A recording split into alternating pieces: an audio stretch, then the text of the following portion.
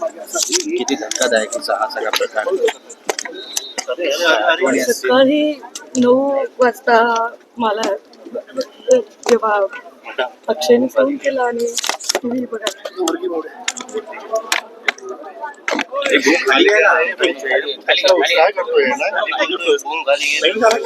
मला आताही असं वाटतं की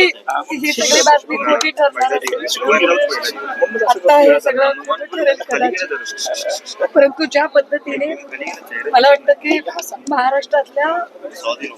जे लोकाभिमुख राजकारण करणारे त्याला मास लीडर म्हणून असं मास लीडर आज ज्या बारामतीसाठी त्यांनी ध्यास घेतला, ज्या बारामतीसाठी त्यांनी त्यांचा प्रत्येक श्वास वाहिला, त्या बारामतीमध्ये त्यांचा शेवटचा श्वास त्यांनी घ्यावा हे ते विरोधक असतील, ते विरोधी पक्षात असतील,